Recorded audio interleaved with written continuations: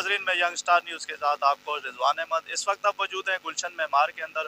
यहाँ पे आज मुश्ताक सरकी साहब जो है वो आए हैं। यहाँ पे एक छोटी सी कार्नल मीटिंग हुई है जिसके अंदर सिंधी सकाफत अजरक को जो बरहमती की गई थी उस हवाले से आज मुश्ताक सरकी साहब यहाँ पे मौजूद हैं। और एतवार वाले दिन का इन्होंने यहाँ पे कॉल भी दी है कि सारे मज़ार कायद पे जमा हो जाएँ। मैं इनसे पूछना चाहूँगा कि ये आवाम को क्या मैसेज देना चाहेंगे मज़ीद?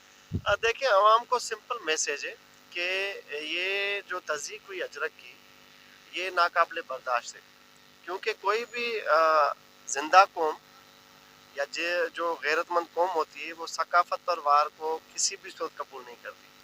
तो मैंने तो मुतअद्दिद बार जमा इस्लामी क़यादत को रिक्वेस्ट की है कि आप नज़रसानी करें, ये आपसे बड़ा ब्लंडर हुआ है। अब शऊरी हुआ, लाशऊरी हुआ, ये अलग बहस है।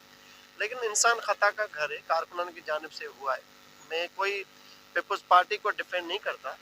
बदहुक्मरानी है, आप करें एहतजाज, बदअमनी आप करें, बेरोज़गारी आप करें, लेकिन पीपल्स पार्टी और अजरक की नंबर प्लेट को बहाना बना के कौम को निशाना बनाया जाए, सकाफ़त को निशाना बनाया जाए, तो हम इस पे खामोश नहीं रहेंगे। कहा जाता है कि भाई पीपल्स पार्टी की बी टीम है, तो भैया आज आप वीडियो जारी करें, बी टीम ख़त्म हो जाएगी। ख़त्म ही नहीं, अना और ज़िद हमसे किस चीज़ का?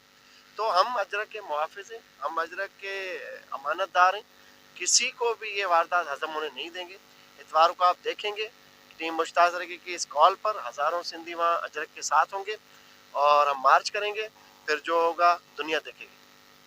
जी, ये थे मुश्ताक सरकी साहब। इन्होंने कहा है कि इतवार को हम देखेंगे, हज़ारों लोग घरों से निकलेंगे, हम एक मार्च करेंगे और बताएंगे हम कि अजरक की जो बरहमती करते हैं उनका क्या अंजाम है।